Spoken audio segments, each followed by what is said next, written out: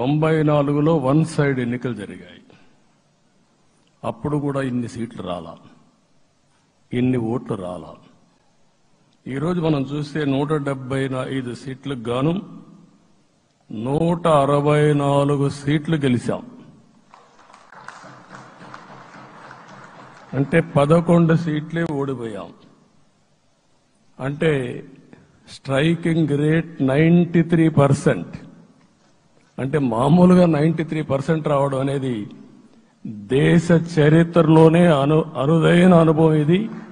అలాంటి అనుభవం ఇక్కడ చూపించారు. ఓటింగ్ కూడా 57% ఓట్లు వేశారు. మనకు 50% ఓట్లు ఇస్తే ఎక్కువ అనుకుంటాం.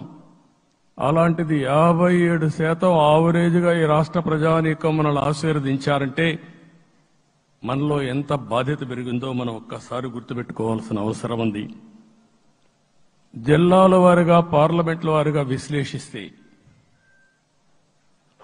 శ్రీకాకుళం క్లీన్ స్వీప్ 7కు 7 గెలిచాం. విజయనగరం అన్నీ గెలిచాం. అరకు 2-3 ఎన్నికల్లో మనం గెలవకుండా ఈసారి ఎన్డీఏ అభ్యర్థులు చూస్తే 7కు 5 గెలిచాం. మన దురదృష్టం పార్లమెంట్ పోయింది. అక్కడి నుంచి వైజాగ్ 7కు 7 గెలిచాం. అనకాపల్లి 7కు 7 గెలిచాం.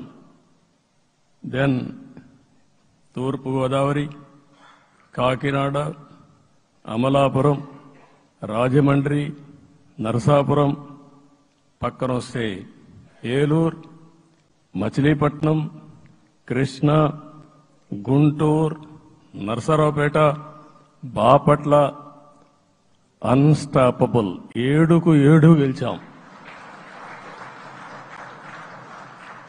అక్కడి నుంచి నెల్లూరు ఒక్క ఒంగోలులో బ్రేక్ పడింది, ఒక 2 సీట్లు పోయినాయి.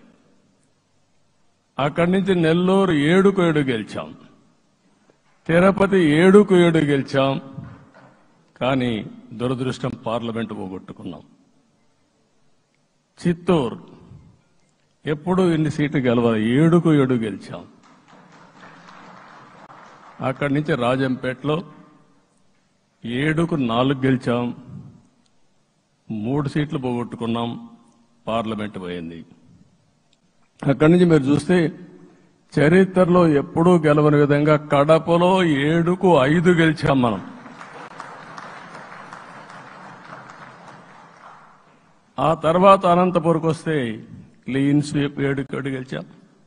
హిందూపూర్లో 7కు 7 గెలిచాం. నంద్యాల ఎప్పుడూ ఊహించని విధంగా 7కు 7 గెలిచాం. ఆ తర్వాత కర్నూలుకు వస్తే 7కు 5 గెలిచాం. నేను ఈ 11 మందిని కూడా అదే మారిగా జనసేన మిత్రులు పవన్ కళ్యాణ్ గారు 21 సీట్లు తీసుకొని 21 గెలిచాడు.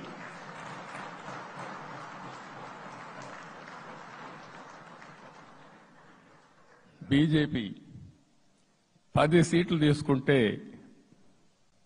10 గెలిచారు, 8 గెలిచారు.